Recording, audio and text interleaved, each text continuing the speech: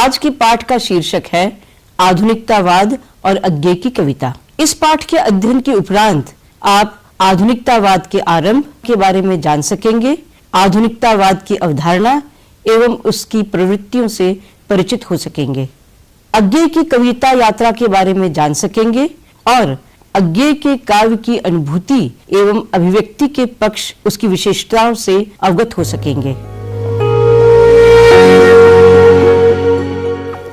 आधुनिकता इस शताब्दी के उत्तरार्ध का सबसे प्रचलित और विवादास्पद शब्द है।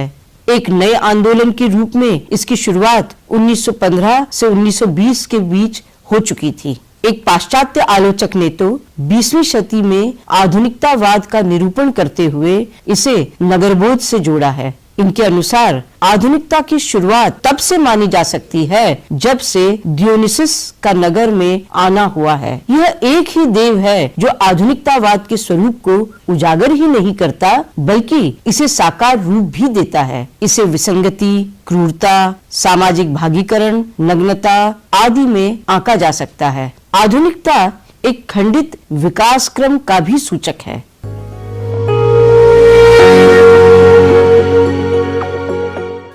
आधुनिकता की अवधारणा मूल्यबोधी होने पर भी मूलतः कालबोधी है। परिवर्तन अनादिकाल से चला आ रहा है। विकास मनुष्य की सभ्यता का आरंभिक लक्षण है। ट्रिलिंग ने अपने एक निबंध the modern element in modern literature में आधुनिक मौलिक कल्पना का सर्वप्रमुख धर्म संस्कृति विरोधी स्वर माना है। उसने व्यक्ति के अपने व्यक्तित्व को उसके सामाजिक वाले रूप से कहीं अधिक महत्वपूर्ण कहा है। इस प्रकार अनेक रूपों में आधुनिक चिंतन अभिव्यक्तियों में परंपरा स्वीकृत संस्कृति की सत्ता की वैधता को चुनौती दी है। साथ ही बौद्धिक आधार, वैज्ञानिक तर्कणा, नए मौलिक प्रयोगों का उत्साह एवं वैयक्तिक अनुभवों के यथातथ्य तीखेपन को अभिव्यक्त करने के रूप में युग की चिंताधारा आधुनिकता के संदर्भ से जुड़ी है। इसीलिए आधुनिक सर्जक मनीषी साहित्यकार समाज की भीड़ में अलगाव, निराशा और कुछ खो जाने के साथ एकाकीपन का गहरा एहसास करता है। स्टीफन स्पेंडर ने अपनी पुस्तक the struggle of the modern में आधुनिक चिंतन की परिस्थिति को समझने की चेष्टा करते हुए कहा है, आधुनिकता अपने व्यक्तित्व की पूर्णता विगत परंपरा प्राप्त का सामना करने में ही समझती है। आधुनिकता विगत वर्तमान के संघर्ष को अपने समूल अनुभव के संदर्भ में ही सम्मिलित करती है।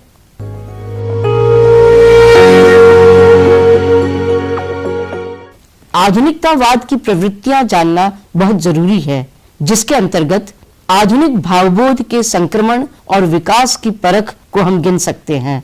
इस संदर्भ में हम दो बिंदुओं पर विचार करेंगे। पहला, काल की उन विशिष्ट परिस्थितियों को जानना आवश्यक होगा जिनका उपयोग करते हुए इतिहास की गति को द्रुततर करने के उपक्रम हुए, और दूसरा, उसकी क्या परिणति हुई। जैसे एक सीमा के बाद पर्यावरण से मनुष्य की छेड़छाड़ घातक बन गई, इसी प्रकार क्या इतिहास के साथ छेड़छाड़ भी कुछ खतरों को जन्म देती है। आधुनिक चिंतन में मनुष्य ही सारे मूल्यों का स्रोत और उपादान है और वह स्वयं ही उसके विघटन का कारण भी है। सहस्त्राब्दियों में निर्मित और विकसित मानवीय मूल्य अब विघटित होते जा रहे हैं। यह हमारी वर्तमान सभ्यता की चिंता का केंद्रीय विषय है।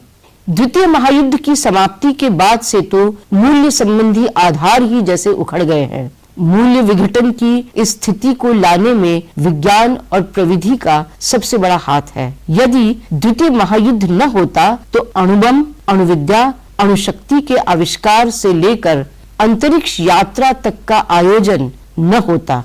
युद्धकालीन मनस्थिति के दबाव में ही जीवन की क्षिप्रता और गति कहीं अधिक बढ़ी और युद्धकाल के उखड़े मूल्य विवाह, परिवार, धर्म, परंपरागत नैतिकता आदि के मौलिक संदर्भों में फिर नहीं जम सके।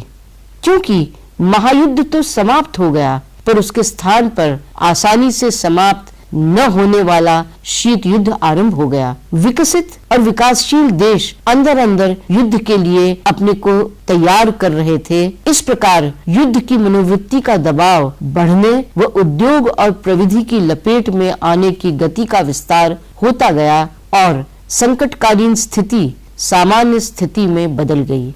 और प्रविधि का विकास होने या उसकी गति बढ़ने से संसार की सीमाएं संकुचित हुईं।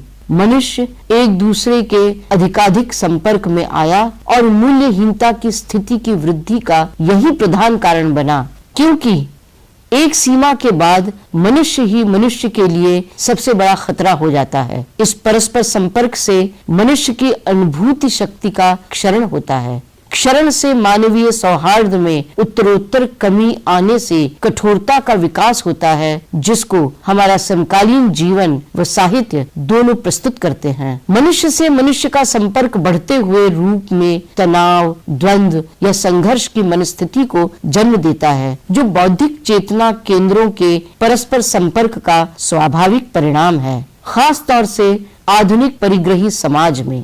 इस प्रकार के उच्छेदमय परिवर्तन के लक्षण 1900 ईस्वी के प्रारंभ से ही देखने को मिलते हैं। संपूर्ण 19वीं सदी में परंपरागत धार्मिक विश्वासों, धारणाओं व आस्थाओं का जीवन निश्शेष होता गया है। आधुनिकता के साथ यह प्रश्न आधुनिक समीक्षा धारा में भी मुखर बना रहा है कि क्या आधुनिकता एक मूल्य है? क्या आधुनिकता को विधिमात्र माना गया है? इन सभी प्रश्नों का उत्तर यही है कि वास्तव में आधुनिकता अपने आप में एक गतिशील दृष्टिकोण है, जो समय के परिवर्तन के साथ अपनी नित्य नवीन दृष्टि प्रस्तुत करती रहती है। धार्मिक कट्टरता के विरोधी स्वर के रूप में आधुनिकता का प्रवेश, आधुनिकता की इस प्रक्रिया को सर्वप्रथम धर्म को झेलना पड़ा है। उसी ने विज्ञान की चुनौती को सबसे पहले स्वीकार किया। पश्चिमी जगत में आधुनिकता का प्रवेश फ्रांस की राज्य क्रांति के साथ ही हो गया। धर्म के क्षेत्र में दैवी शासन और धार्मिक कट्टरता के विपरीत आधुनिकता का प्रवेश हुआ। व्यक्ति धर्म के लिए है के स्थान पर धर्म व्यक्ति के लिए है की धारणा प्रतिफलित हुई। इतिहास और समीक्षा के प्रति नई सोच ने धर्म का आधुनिकीकरण किया। वस्तुतः इतिहास की समीक्षा के संदर्भ में यह आधुनिकता धर्म के पुराने सत्यों को उखाड़ने के लिए नहीं, बल्कि धर्म के दबे छिपे पहलुओं को स्पष्ट करके समाज की मानसिक, राजनीतिक और सामाजिक व्यवस्था को अधिक सक्रिय बनाने के लिए शुरू हुई थी। भारत में संस्कृति एवं धर्म का आधुनिकीकरण स्वामी विवेकानंद से प्रारंभ होता है। भारतीय धर्म तथा सांस्कृतिक चेतना के इतिहास में वे पहले आधुनिक व्यक्ति हैं। उन्होंने ज्ञान को आधुनिक भाषा दी और धर्म को नए वैज्ञानिक संदर्भ में स्वीकार करते हुए यह कहा कि परिवर्तन की अनिवार्य प्रक्रिया में सिद्धांत, सत्ता और पद्धतियों में नया परिवर्तन साकार हो जाता है। आधुनिकतावाद कोई निरपेक्ष धारणा या निरंकुश सिद्धांत नहीं। नरेंद्र मोहन के अनुसार यह एक निरंतर गतिशील आधुनिक स्थिति है, जिसका स्वभाव ठहरना नहीं बल्कि निरंतर बदलना है। यह कोई एक आधुनिक क्रिया नहीं, अपितु युग की गतिशील प्रक्रिया है। आधुनिकता इसी प्रक्रिया से बनी मानसिकता है। इसमें मानव स्थितियों का यथार्थ है तो संघर्ष और विद्रोह का संकल्प भी है। आत्मनिष्ठता है तो सामाजिक यथार्थ भी।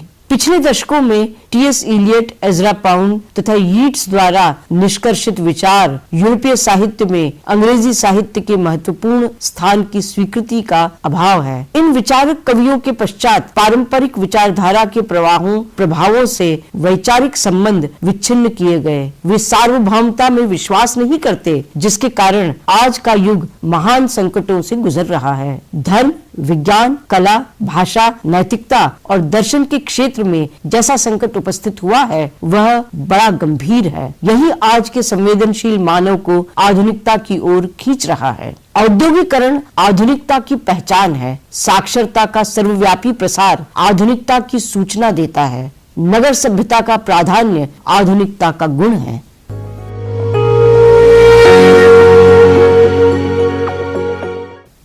आधुनिक साहित्य में मानव व्यक्तित्व और उसकी सृजनात्मकता की सबसे गहरी और सार्थक चिंतना सच्चिदानंद हीरानंद वात्स्यायन अज्ञेय के कृतित्व में मिलती है। समकालीन जीवन के जिन खतरों की ओर आधुनिकतावाद के अंतर्गत संकेत किया गया है, उनसे उबरने के लिए मनुष्य के सृजनात्मक व्यक्तित्व को सुरक्षित रखते हुए विकसित करना पुरानी शब्दावली में आधुनिक जीवन का सबसे बड़ा पुरुषार्थ है। सृजनात्मक व्यक्तित्व मूलतः स्वाधीन होगा और स्वाधीन होकर ही दायित्व का अनुभव किया जा सकता है। इसीलिए महायुद्धों में फासिस्टों के विरुद्ध न्याय के पक्ष का समर्थन करने में दायित्व स्वीकार के लिए गांधी जी ने भारतीय स्वाधीनता को पहली शर्त माना था। अज्ञे ने अपने कृतित्व में बुनियादी तौर पर मानव व्यक्तित्व की इस स्वाधीनता, सृजनात्मकता और दायित्व को सूक्ष्म एवं प्रभावी रूप में अंकित किया है। उनकी काव्य कृतियों में यही मौलिक दृष्टि सर्वत्र परिव्याप्त है। उनकी काव्य कृतियां इस प्रकार से हैं: भग्नदूत, चिंता, इत्यलम, हरी घास पर क्षण भर, बावरा अहेरी, इंद्रधनुष, रौंदे हुए ये, अरि ओ करुणा प्रभामय, आंगन के पार द्वार, सुनहले शैवाल, कितनी नावों में कितनी बार, क्योंकि मैं उसे जानता हूँ, महावृक्ष के नीचे, नदी की बांक पर छाया, और ऐसा कोई घर आपने देखा है। उनकी संपूर्ण कविताएं 2 जिल्दों में सदानीरा नाम से प्रकाशित हुई।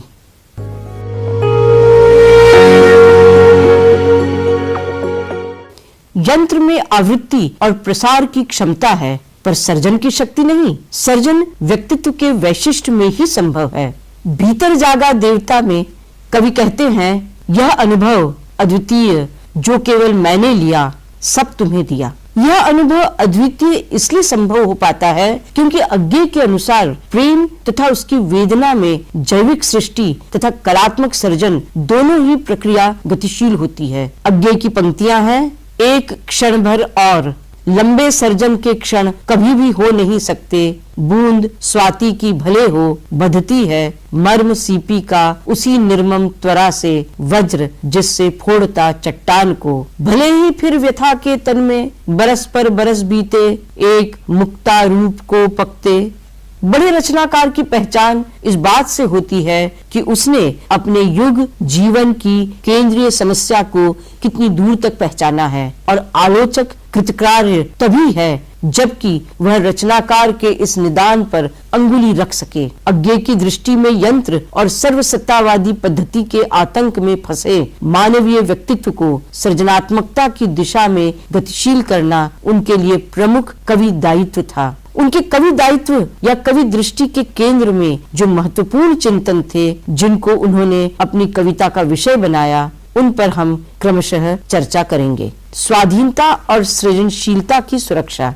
अज्ञे की दृष्टि में राजनीति और प्रविधि के वर्तमान साठगांठ आधुनिक मानव समाज के लिए सबसे बड़ी समस्या है। व्यक्तित्व की स्वाधीनता और सृजनशीलता की सुरक्षा इस कवि दृष्टि के केंद्र में है। आधुनिक अस्तित्ववादी आतंक और तज्जन्य अनर्थकता बोध से निवृत्ति। अज्ञे के कृतित्व में यह आधारभूत वस्तु अपने विभिन्न पक्षों और संदर्भों में अंकित हुई है। विडंबना यह है कि मृत्यु के अस्तित्ववादी आतंक के समक्ष भारतीय जीवन प्रियता की मूल वस्तु को प्रतिपादित करने के बावजूद अज्ञे को समकालीन समीक्षा में आंख मूंद कर अस्तित्ववादी घोषित किया जाता रहता है। यही सही है कि अस्तित्ववादी चिंतन से अज्ञे ने कुछ बौद्धिक उत्तेजना पाई हो, पर अपने उत्तरकालीन कृतित्व में लेखक का यत्न यही रहा है कि भारतीय परिस्थितियों में अस्तित्ववाद से भिन्न और अधिक संगत दृष्टि विकसित की जाए। जीवन प्रियता। 1960-61 में प्रकाशित आंगन के पार द्वार संकलन की कविताओं में माध्यमगत भिन्नता के बावजूद जीवन प्रियता की मूल वस्तु अभिव्यक्त हुई है, और इस संग्रह की उनकी रचनाओं में आस्था, आस्तिकता का एक सर्वथा नया स्वर उभरा है। यहाँ ईश्वर का भी साक्षात्कार सर्जना के रूप में होता है। अज्ञे की जीवन प्रियता के चिंतन के भारतीय आधार को ईसाई आस्था, विशेषतः यूरोप के पियर क्वीर मठ की प्रेरणा और जापान की ज़ेन पद्धति ने भी किसी सीमा तक समृद्ध किया है। बाह्य प्रभावों को रचनात्मक भाव से आत्मसात करने के लिए तो लेखक बराबर प्रस्तुत रहा है। अरि ओ करुणा प्रभामय की भूमिका में उसने कहा है, प्रस्तुत संग्रह में अनुवादों को छोड़कर अन्य कविताओं में भी पूर्व के और पश्चिम के भी क्यों नहीं प्रभाव मिलेंगे। लेखक सभी का स्वीकारी है। बंद घर में प्रकाश पूर्व या पश्चिम या किसी भी दिशा से आता है, पर खुले आकाश में वह सभी ओर से समाया रहता है। इसी में उसका आकाश तत्व है। ऐसे संश्लिष्ट व्यक्तित्व से अज्ञेय ने पश्चिमी मृत्यु के आतंक को भारतीय जीवन प्रियता और आस्था के सहारे अतिक्रमित करना चाहा है। इससे उनके कृतित्व का महत्वाकांक्षी रूप ही प्रमाणित होता है, जिसने आधुनिक संदर्भों में भारतीय रचना परंपरा को समृद्ध किया है। आंगन के पार द्वार में संकलित लंबी कविता असाध्य वीणा है, जो अपने गठन में निराला की राम की शक्ति पूजा का स्मरण दिलाती है। दोनों कविताओं में शक्ति और सृजन को अंतर और बाह्य की टकराहट में देखने का यत्न किया गया है। शक्ति पूजा के अंत में होगी जय हे पुरुषोत्तम नवीन कह महाशक्ति राम के बदन में हुई लीन, और असाध्य वीणा को साधने वाला केश कंबली अंत में कहता है श्रेय नहीं कुछ मेरा, मैं तो डूब गया था स्वयं शून्य में। वीणा के माध्यम से अपने को मैंने सब कुछ को सौंप दिया था। सुना आपने जो वह मेरा नहीं, न वीणा का था, वह तो सब कुछ तथता थी। अपने और सब कुछ की तथता का यह अद्वैत निराला और अज्ञेय को गहरे संवेदात्मक स्तर पर जोड़ता है। आत्मदान के माध्यम से शक्ति पूजा के राम शक्ति साधना करते हैं और आत्मदान के ही माध्यम से असाध्य वीणा का कलावंत वीणा को साधता है। यही शक्ति और सृजन के रहस्य का साक्षात्कार है। गैर रोमांटिक रचना संभावनाओं की तलाश। अज्ञेय ने अपने काव्य जीवन का आरंभ ही गैर रोमांटिक रचना संभावनाओं की तलाश से किया है। इतिहास का सही उपयोग, अतीत और वर्तमान का संपृक्त अनुभव गैर रोमांटिक वृत्ति को विकसित करता है। अतीत के सम्मोहन से मुक्त होकर ही रचनाकार वर्तमान और भविष्य पर अपनी निगाह रख सकता है। अज्ञेय भारत जैसे ऐतिहासिक देश में इतिहास के प्रति एक नई दृष्टि विकसित करते हैं। स्वचेतना और निर्वैयक्तिकता की टकराहट के बीच इतिहास बोध को व्यक्तित्व का एक जीवंत अंश मानते हुए, पर इतिहास मोह को परे रखकर वे गैर रोमांटिक भाव विकास को विकसित करते हैं और राग की जकड़ से अपने को मुक्त करने का प्रयत्न करते हैं। इतिहास को मानवीय व्यक्तित्व में समाहित कर लेने में वे इतिहास की शक्ति का उपयोग करके मानवीय व्यक्तित्व को उत्कट और सृजनात्मक बना देते हैं। अज्ञेय के काव्य विकास में स्वचेतना की यह टक्कर इतिहास की गति को द्रुततर करती हुई दिखाई देती है। गैर रोमांटिक वृत्ति के कारण रचना का बौद्धिकता की ओर उन्मुख होना एक स्वाभाविक प्रक्रिया है। विज्ञान के बढ़ते महत्व ने भी प्रत्यक्ष या अप्रत्यक्ष रूप में रचनाकार के मानस को बौद्धिक बनाया। अज्ञेय की यह दीप अकेला नदी के द्वीप अनुभूति के स्तर पर पककर व्यक्त हुई है, इसीलिए इनमें दुर्बोधता का एहसास अक्सर होता है। पर वस्तुतः ये दुर्बोधता नहीं, वरन रचना का गहरे स्तर पर संगठित होना है। इसी प्रक्रिया के द्वारा यथार्थ से जटिलतर होते संबंधों की अभिव्यक्ति संभव होती है। सामाजिक यथार्थ की समस्या। यथार्थ के जटिल रूप और परस्पर मिले जुले स्तर जीवन के विविध क्षेत्रों में देखे जा सकते हैं। उदाहरण के लिए समकालीन पारिवारिक और सामाजिक जीवन में व्यक्ति की बाहरी शालीनता तो बढ़ी है, पर भीतरी सहिष्णुता उतनी ही कम हुई है।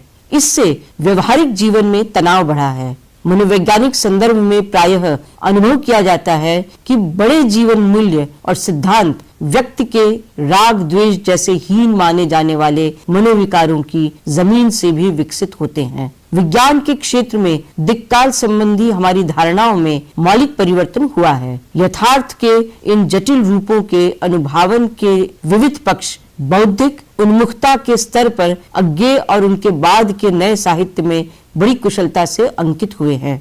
नदी के द्वीप की रचना में राग के बीच में भी व्यक्तित्व के बौद्धिक पक्ष को एक विशिष्ट ढंग से उभारने की चेष्टा हुई है। इसके लिए भाषा को अज्ञेय ने अनिवार्य तत्व माना है। भाषा उनके लिए माध्यम नहीं, अनुभूति है। सृजनात्मकता की समस्या से लगातार जूझने वाले रचनाकार के लिए यह उचित है कि वह भाषिक सर्जना की क्षमता को गहरे ढंग से समझे। अज्ञेय की कई प्रसिद्ध कविताओं में भाषा की अनुभूति के अद्वैत को व्याख्यायित करने का यत्न हुआ है। कलगी बाजरे की शब्द और सत्य, जितना तुम्हारा सच है, कविताओं की मूल वस्तु सर्जन और भाषा का अंतर संबंध है। गद्य भाषा में कविता रचने का उपक्रम। भावात्मक अतिरंजना को परे करके सहज सामान्य मनुष्य जीवन में से उन्होंने कविता की रचना करनी चाहिए। इसके लिए उन्होंने एक नया प्रयोग किया। गद्य या गद्य के आसपास की भाषा में कविता रचने का, क्रमशः तुक, छंद और काव्य लय को छोड़कर। हिंदी कविता के इतिहास में अतुकांत रचना के क्षेत्र में महत्वपूर्ण पहल प्रसाद ने की थी। मुक्त छंद का आरंभ निराला ने किया और उसी क्रम में परंपरागत काव्य लय को छोड़कर गद्य भाषा में कविता रचने का उपक्रम किया। अज्ञेय ने, जिसे फिर आगे विकसित किया शमशेर बहादुर सिंह, रघुवीर सहाय, लक्ष्मीकांत वर्मा, विपिन अग्रवाल जैसे नई कविता के कवियों ने। इस स्थिति पर टिप्पणी करते हुए 1938 में पंत ने मार्मिक व्याख्या की थी। खुल गए छंद के बंध, प्रास के रजत पाश, अब गीत मुक्त और युगवाणी बहती आयास। समकालीन कविता में छंद की स्थिति और गद्य के प्रयोग पर अज्ञेय की मान्यताएं स्पष्ट होती हैं। कविता और गद्य के बीच अंतर होता है। लय कविता के लिए अनिवार्य तत्व होता है, गद्य की अपनी एक लय होती है। हिंदी शब्दों के कलात्मक स्वराघात को नए ढंग से प्रयोग में अज्ञेय ने अपनी कविताओं के द्वारा प्रस्तुत किया। उन्होंने गद्य की लय बनाने के लिए जो किया वह एक प्रकार से बलात्मक स्वराघात का सही उपयोग है। उदाहरण के लिए उनकी संक्षिप्त कविता एक बूंद सहसा उछली ली जा सकती है, जहां ऊर्ध्व वृत्त में सौंदर्य के साक्षात्कार का अंकन हुआ है। मैंने देखा एक बूंद सहसा उछली सागर के झाग से, रंग गई क्षण भर ढलते सूरज की आग से, मुझको दिख गया हर आलोक हुआ अपनापन, है उन्मोचन नश्वरता के दाग से। भाषा का सर्वाधिक प्रभावी रूप मौन। भाषा की अनेक भंगिमाओं को निखारते निखारते अज्ञेय ने भाषा का सबसे प्रभावी रूप मौन के स्तर पर अनुभव किया। पर इस मौन से शैथिल्य नहीं, तनाव व्यंजित होता है, ऐसा तनाव जो कलाकृति का आधार है।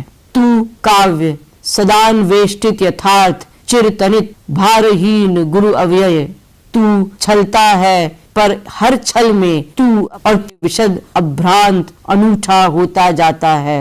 यह काव्य द्वारा छला जाना संभव हो पाता है क्योंकि वह सदा वेष्टित चिरतनित है और रचना का यह तनाव भाषिक द्वंद्व की विकासमान अर्थ प्रक्रिया से बनता है। अतः कवि के अनुसार मौन भी अभिव्यंजना है। जितना तुम्हारा सच है उतना ही कहो।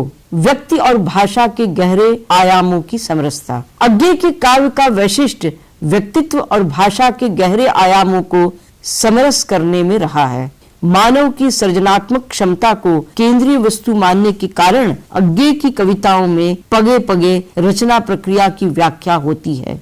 बात और कहने वाले कवि के बीच का निरंतर चलने वाला तनाव गहरे स्तर पर बच रही जो बात में अनुभूत होता है, जहाँ एक प्रकार से कवि की काव्य यात्रा का मध्य बिंदु कहा जा सकता है। बात है चुकती रहेगी, एक दिन चुक जाएगी ही बात। असाध्य वीणा के साधने और संपन्न होने पर अज्ञेय की रचना प्रक्रिया का एक दौर पूरा हुआ दिखता है। यह आकस्मिक नहीं कि अपने अगले संकलन कितनी नावों में कितनी बार में वे जिज्ञासा करते हैं कि बात या कवियों में से किसे पहले चुकना है।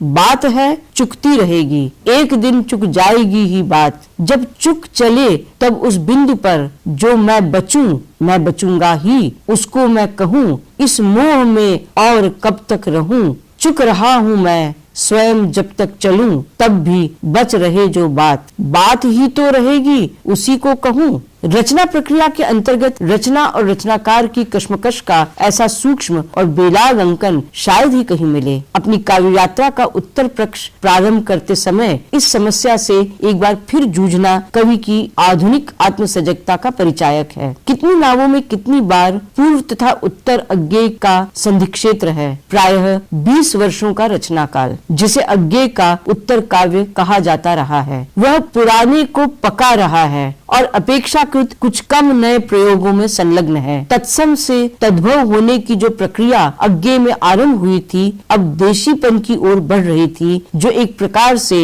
अन्वेषी काव्य यात्रा की स्वाभाविक परिणति कहा जा सकता है। इस विकास प्रक्रिया में प्रेम की कविता कुछ फीकी या ऊनी पड़ती है, या कहना चाहिए कि अब पहले जैसी प्रेम कविता नहीं लिखी जा सकती। निराला प्रेम से भक्ति की भूमिका में उतरते हैं जो अज्ञेय के लिए सुलभ नहीं। तब अज्ञेय कुछ दार्शनिक प्रश्नों में डूबते हैं, कहीं कहीं कुछ अध्यात्म की झलक भी आ जाती है। देशी भाषा के इस विधान में देश की बात सहजता से उभरती है। इसीलिए उत्तर अज्ञेय में दो नई प्रवृत्तियां, दर्शन और देश, विशेष रूप से सक्रिय होती है।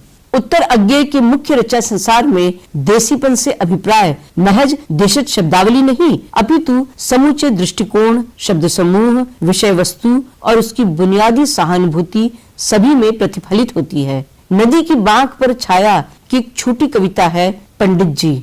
अरे भैया, पंडित जी ने पोथी बंद कर दी है, पंडित जी ने चश्मा उतार लिया है, पंडित जी ने आंखें मूंद ली हैं, पंडित जी चुप से हो गए हैं। भैया, इस समय पंडित जी फकत आदमी हैं। यहाँ पंडित जी शब्द प्रयोग के उच्चारण रूप से लेकर कविता में अंतर्निहित भावबोध और दार्शनिक स्तर के सहज कौतूहल और कौतुक में भी सहज आम आदमी का स्वरूप उभरता है। तब समझ में आता है कि अज्ञेय के उत्तर काव्य में फकत आदमी का चित्रण फकत भाषा में करने का कैसा सघन प्रयास हुआ है। क्योंकि मैं उसे जानता हूँ से रचना भाषा सच्चे अर्थों में हल्की होनी शुरू होती है। इसमें सर्वनामों के साथ क्रिया रूपों में तद्भवता और उनका देसीपन बढ़ता है। गूंजेगी आवाज में ऐसी अनेक विविध प्रयोग आपको मिलेंगे। हाथ उठेंगे टटोलेंगे पर पकड़ने नहीं पाएंगे, परछाई जैसे ठेठ देसी कृदंत रूप कवि को गली मोहल्लों और सामान्य मध्य वर्गीय घरों से जोड़ते हैं। क्योंकि मैं उसे जानता हूँ, कविता में उसे पद दार्शनिक छाया लिए जान पड़ता है, पर संदर्भ वहाँ समाज में व्याप्त भुखमरी का है।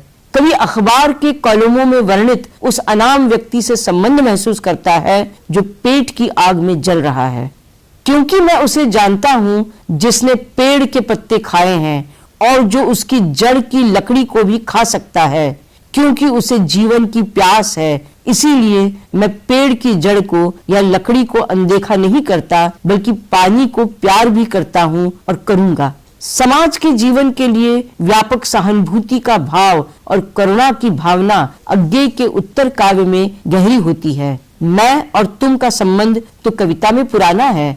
मैं और वह का परिचय इससे प्रगाढ़ हुआ है। इसके लिए परिवेश अब कवि का ध्यान अधिक खींचता है। आजादी के 20 बरस कविता में आजादी की स्थिति का पहली बार संक्षेपण अज्ञेय के द्वारा किया जाता है। जब भारतीय संविधान देश ने स्वीकार किया था तो कवि ने लिखा था, आज हम अपने युगों के स्वप्न को यह नई आलोक मंजुषा समर्पित कर रहे हैं। अब एक पीढ़ी का समय पूरा होने पर पारस्परिक दोषारोपण के गहराते स्वर में कवि ने आजादी को देश और देश को आजादी से शिकायत करते पाया। इस मानसिक विद्रूपता का दिग्दर्शन 26 जनवरी कविता में होता है।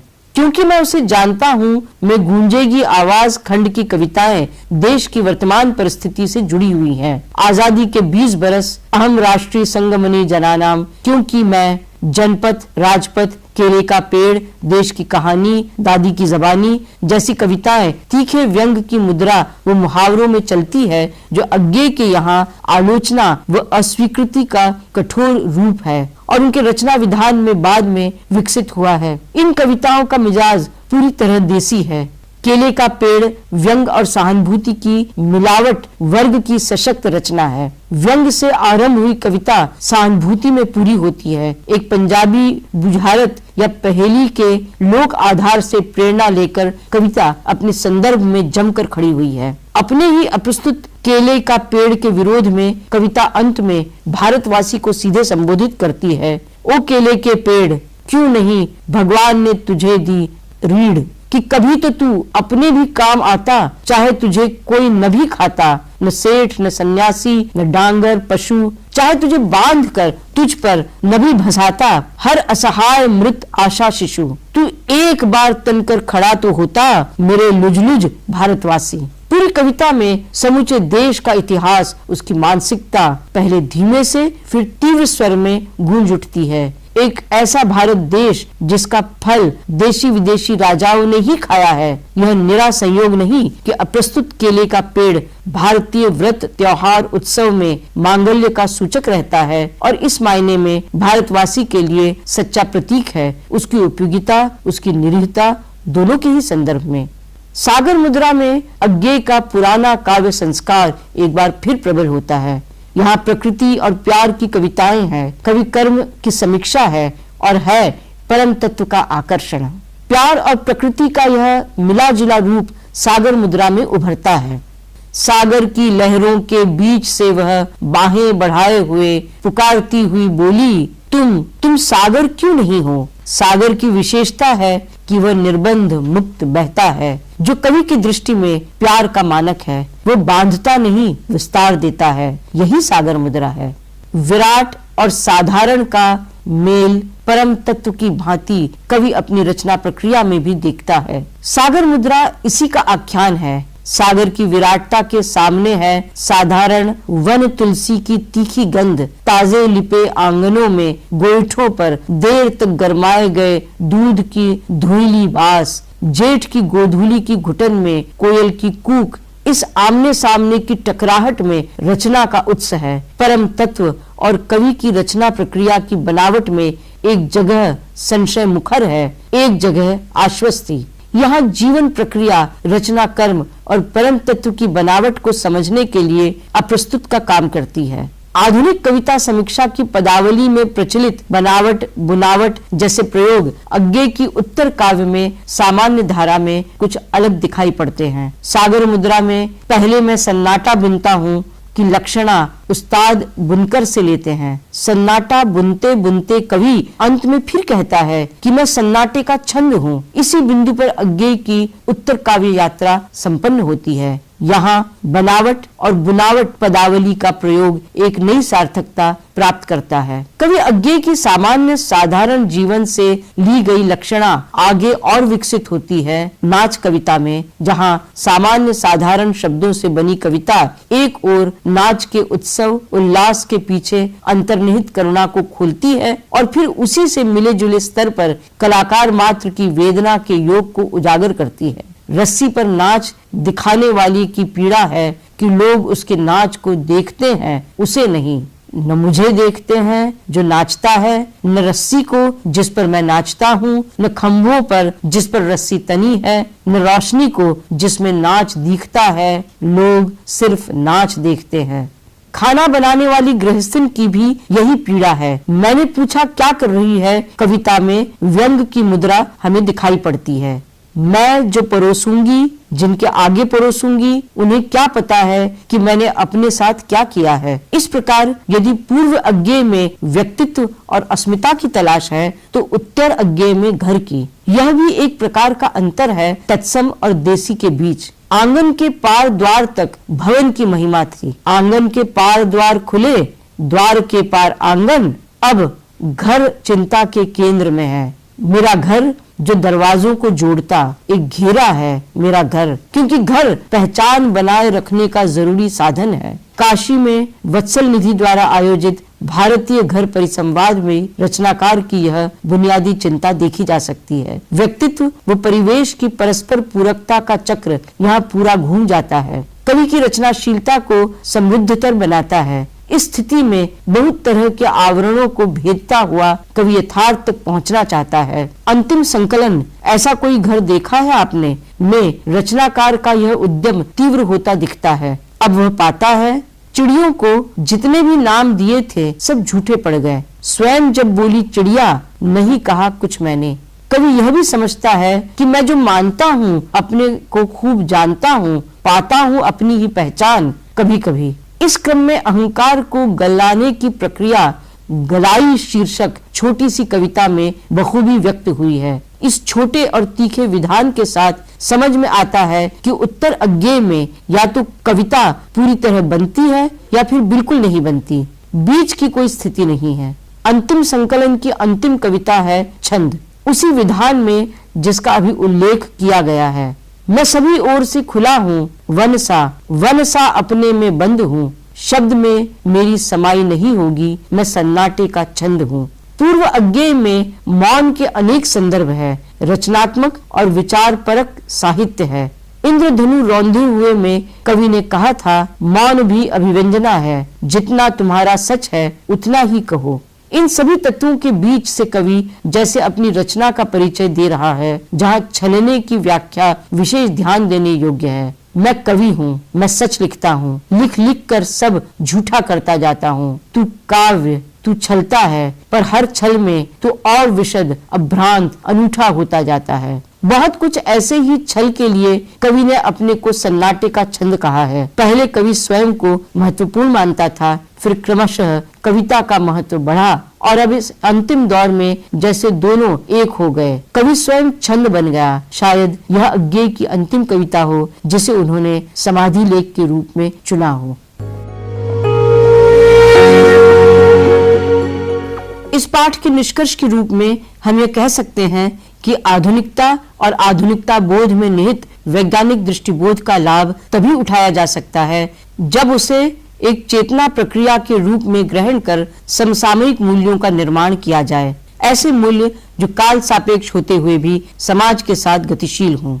इस संदर्भ में हिंदी साहित्य में समग्रतः रचना के स्तर पर आधुनिक होने का प्रयास अज्ञेय ने ही किया है। ये ठीक है कि आधुनिक रचना उनके कृतित्व में पूरी तरह निष्पन्न नहीं हो पाती, पर आधुनिक रचना के सभी क्षेत्र में पहली बार एक साथ बढ़ने का श्रेय उन्हीं के नाम जाता है। विशिष्ट अर्थ में आधुनिक रचना के जो तत्व समझे जाते हैं, स्वचेतना, बौद्धिकता, गैर रोमांटिक वृत्ति, भाषिक सर्जनात्मकता पर बल, मित कथन और अमूर्तन का विकास, इनका आरंभिक विकास हमें अधिकतर अज्ञेय के कृतित्व में ही देखने को मिलता है।